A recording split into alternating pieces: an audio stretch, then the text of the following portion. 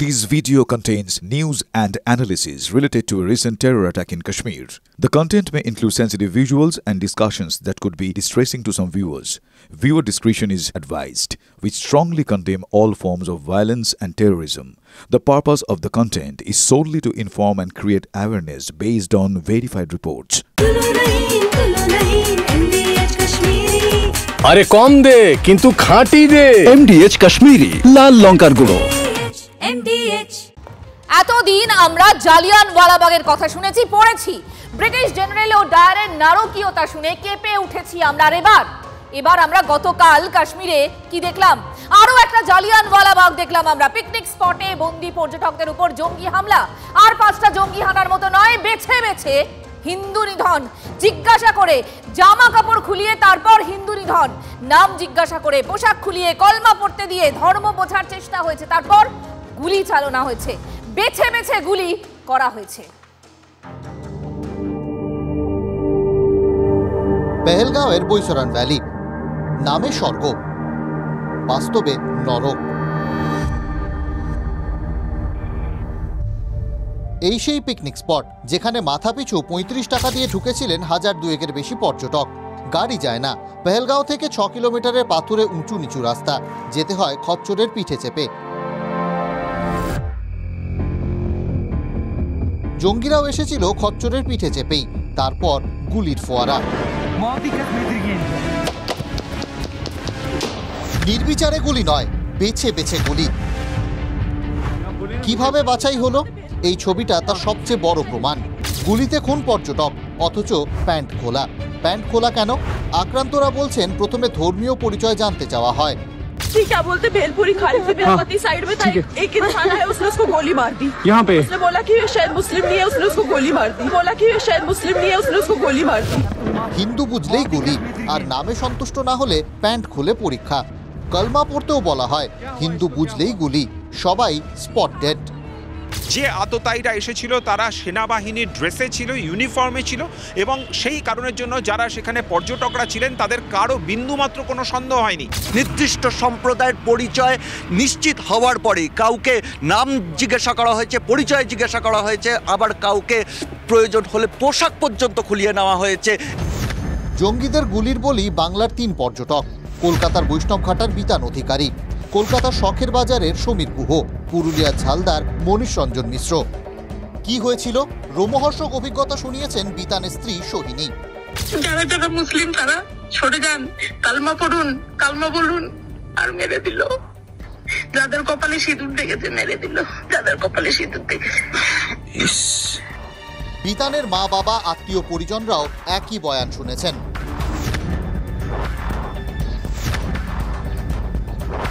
যেমন মহিলা তাদের কপালে সিঁদুর থাকলে কি করছে তার পাশে তার যে হাজব্যান্ড কে আছে এটা আইডেন্টিফাই করছে ওকে জামা প্যান্ট খুলেছে তারপর গলায় পয়তা দেখেছে তখনই ফায়ার করে দিই এইগুলো খুললো সব খুললে দেখছি আরে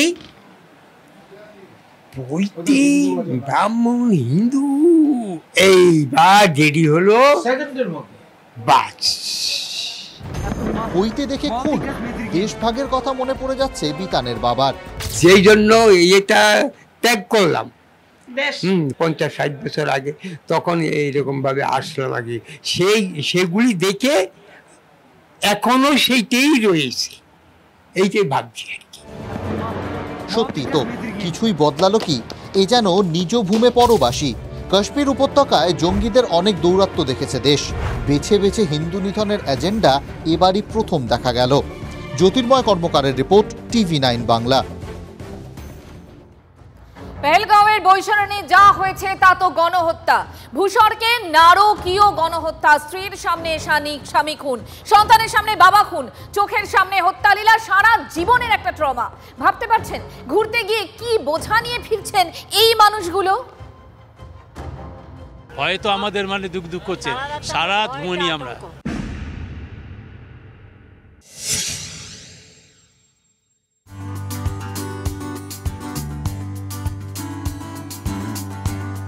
কত সাধের ট্যুর কত প্ল্যানিং সেটাই তো হওয়ার কথা এ তো যে সেই ভ্রমণ নয় কাশ্মীর ট্যুর ছিলেন পেহেলগাঁওর হোটেলে তৈরি হচ্ছিলেন আর কয়েক মিনিটের মধ্যেই বেরোতেন বৈশরণের উদ্দেশ্যে।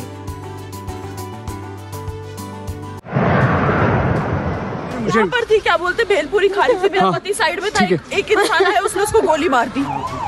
ঠিক তখনই খবর আসে ভয়াবহ জঙ্গি হামলার। আতঙ্কে হোটেলবন্দি ছিলেন মানিকতলা থেকে ঘুরতে যাওয়া পর্যটকরা। সকাল হতেই গাড়ি ভাড়া করে তড়িঘড়ি ফেরার চেষ্টা। এমনই কয়েকজন বাঙালি পর্যটকদের সঙ্গে কথা বলেন আমাদের প্রতিনিধি জ্যোতির্ময় কর্মকার। এই মুহূর্তে আমরা যে বাসে রয়েছি, এই বাস পশ্চিমবঙ্গের বিভিন্ন প্রান্ত থেকে, বিশেষত কলকাতা শহরের বিভিন্ন প্রান্ত থেকে বাঙালিরা ঘুরতে এসেছিলেন। এরা প্রত্যেকেই গতকাল ছিলেন পেহেলগামের ঠিক গ্রাউন্ড জিরো, যে জায়গাতে এই ঘটনা ঘটেছে সেই জায়গায় তাদের যাওয়ার পরিকল্পনা ছিল। তারা প্রত্যেকে পেহেলগামের হোটেলে তৈরি হচ্ছিলেন আর কিছুক্ষণের মধ্যেই তারা বেরোতেন। আর ঠিক সেই সময় এই অপ্রত্যাশিত নারকীয় হত্যালীলার খবর তাদের কাছে এসে পৌঁছয়। আমরা বেরিয়ে গিয়ে আমাদের হোটেল থেকে ফোন করলো যে 11 জন স্পট ডেট হয়ে গেছে, ওখানে জঙ্গি হামলা করেছে। আপনাদের ওইখানেই যাওয়ার পরিকল্পনা ছিল? হ্যাঁ, ওখানেই যাওয়ার পরিকল্পনা ছিল, কিন্তু ওখান থেকে আমরা তাড়াতাড়ি ইমিডিয়েটলি হোটেল থেকে ফোন করলো, আমরা ঢুকে গেছি, হোটেলে চলে গেছিলাম।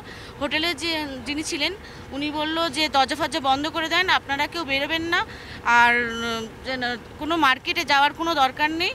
কেউ যদি রাতের বেলা বললো এসে যে আপনারা দরজা ফরজা বন্ধ করে রাখবেন, কেউ ঠকঠক করলে আওয়াজ করবে, বেরোবেন না চট করে। কালকে যখন ঘটনাটা ঘটলো আপনারা তো সেই সময় হোটেলে ছিলেন, আপনাদেরকে কি জানালো? ঘুরতে রাস্তায় ছিলাম। রাস্তায় ছিলেন তো সঙ্গে সঙ্গে পুরো শহরটা কি বন্ধ হয়ে গেল? আস্তে আস্তে বন্ধ হয়ে গেল, আস্তে আস্তে বন্ধ হয়ে যাচ্ছে, দোকানপাট বন্ধ হয়ে যাচ্ছে। আচ্ছা, এরপর আপনারা হোটেলে ফিরে যান? হোটেলে ফিরে যাই। রাতভর হোটেলের ঘরবন্দি, আতঙ্কে দু চোখের পাতা এক করতে পারেননি। বলে দিচ্ছে হোটেলের লোক আপনার চুপচাপ লাইট ফাইট অফ করে থাকবেন। হ্যাঁ, কেউ দরজা নাড়ালে খুলবেন না, কেউ দরজা খুলবেন না, আপনার ভিতরে থাকবেন।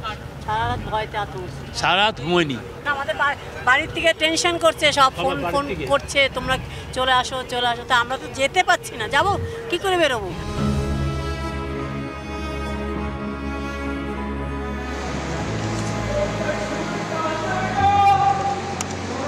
কলকাতা ফিরে যাওয়ার সিদ্ধান্ত মনস্থির করে ফেলেছেন প্রত্যেকেই, এবং কলকাতা থেকেও প্রত্যেকের আত্মীয় পরিজন স্বজনরা ফোন করছেন যত দ্রুত সম্ভব ঘরের মানুষ যেন ঘরে ফিরে আসে।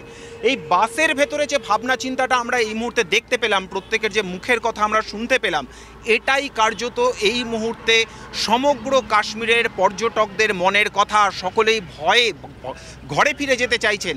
একদম তারা চিন্তিত আছে, বলছে আর ঘুরতে হবে না, সব রিটার্ন চলে এসো তাড়াতাড়ি, ফিরে আসতে বলছে। আপনারা কি করবেন? ফিরে যাবেন? যদি যেতে না পারেন তাহলে ফিরে যাবেন? একদম, বাচ্চা ছোট ছোট বাচ্চা টাচ্চা নিয়ে বেরিয়েছে, একদম বাড়ি ফিরে যাওয়ারই উদ্দেশ্য, মন স্থির বাড়ি ফিরে যাব, যদি বৈষ্ণব দেবীর দর্শন না হয় বাড়ি। কাশ্মীরে পা রেখেছিলেন ফুরফুরে মন নিয়ে, এবার ভয়কে সঙ্গী করেই কাশ্মীর ছাড়লেন বাঙালি পর্যটকরা। পর্যটকরা যদি ফিরে যায়, শুধুমাত্র এই বাস যেভাবে ফিরে যাচ্ছে তা নয়, সমগ্র পর্যটকরা যদি ফিরে যায়, তাহলে গত কয়েক বছর ধরে 370 ধারা প্রত্যাহারের পর যেভাবে ধাপে ধাপে কাশ্মীর ঘুরে দাঁড়ানোর চেষ্টা করছিল, তা কিন্তু আবারও শূন্যে গিয়েই দাঁড়াবে। ফলত আমাদেরও নজর থাকছে সামনের দিকে, সামনের রাস্তা খোলা থাকে কিনা সেই দিকে। পেহেলগাঁও শ্রীনগর রাস্তা থেকে ক্যামেরায় রাহুল সিংয়ের সঙ্গে জ্যোতির্ময় কর্মকার, TV9 বাংলা। আমার সহকর্মী জ্যোতির্ময় যে কথা বলছিল, যে ছবি দেখাচ্ছিল, আসলে কাশ্মীর মানে তো আমাদের কাছে ভূস্বর্গ, স্বপ্নপুরীতে যাওয়ার একটা হাতছানি, কিন্তু সেই স্বপ্নপুরী যখন হত্যাপুরীতে পরিণত হয়, চোখের সামনে আপন জনকে যখন গুলিবিদ্ধ হয়ে মাটিতে লুটোপুটি খেতে দেখে সকলে, সারা লাইফ, গোটা জীবনের জন্য একটা ট্রমা। ওই পরিবারগুলোর কথা ভাবুন তো একবার।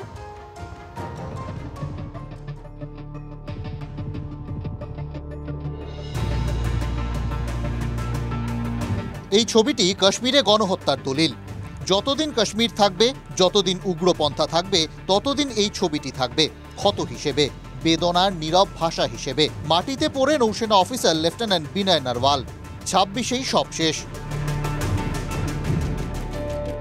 দিন কয়েক আগেই বিয়ে, পেহেলগামে গিয়েছিলেন হানিমুনে। স্ত্রী হিমাংশীর সামনেই গুলিতে খুন বিনয়।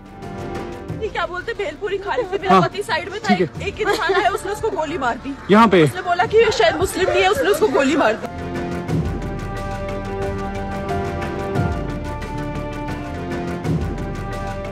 স্ত্রীর সামনে স্বামী খুন, সন্তানের সামনে বাবা খুন।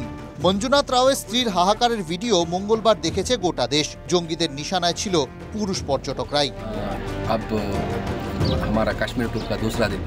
মঞ্জুনাথ কর্ণাটকের বাসিন্দা, পরিবার সমেত ডাল লেকে শিকারায় চড়েছিলেন, তারপর গিয়েছিলেন পেহেলগামে, মিনি সুইজারল্যান্ডের ওয়েস্টার্ন ভ্যালিতে। বাবাকে খুন হতে দেখেছে মঞ্জুনাথের নাবালক ছেলেও।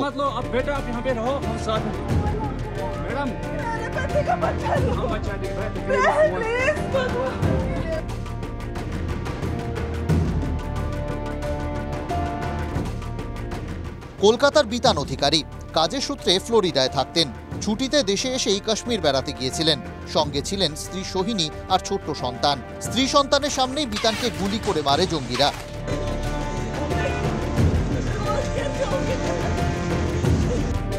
স্ত্রীকন্যার সামনেই গুলি করে মারা হয়েছে বেহালার সমীর গুহকে। একই পরিণতি হয়েছে পুরুলিয়ার ঝালদার বাসিন্দা মনীষ রঞ্জন মিশ্রের। পরিবারের সামনেই খুন, একে স্বজন হারার কষ্ট, তার উপর প্রিয়জনকে চোখের সামনে খুন হতে দেখার ট্রমা, দ্বিগুণ বোঝা। প্রথম কয়েক ঘন্টা থেকে 1 মাস পর্যন্ত এই সমস্যাগুলো আসতে পারে। রি-এক্সপেরিয়েন্সিং, অর্থাৎ এই ঘটনাটা বারবার মনের স্মৃতিকোণায় ভেসে উঠতে পারে, আর তার সাথে সেটা ফ্ল্যাশব্যাকের মতো দেখা দিতে পারে। এটাই যখন 1 মাসের বেশি পেরিয়ে যাবে তখন সেটাকে বলা হচ্ছে পোস্ট ট্রমাটিক স্ট্রেস ডিসঅর্ডার। এটা 1 থেকে 6 মাস। আমরা দেখেছি গালফ ওয়ারের ক্ষেত্রে, ভিয়েতনাম ওয়ারের ক্ষেত্রে, সুনামির ক্ষেত্রে এরকম ঘটনা ঘটেছিল। এই মুহূর্তে তার জন্য প্রয়োজন যে বিশেষ মনস্তাত্ত্বিক কাউন্সেলিং, সেটাকে বলা হয় ডিব্রিফিং।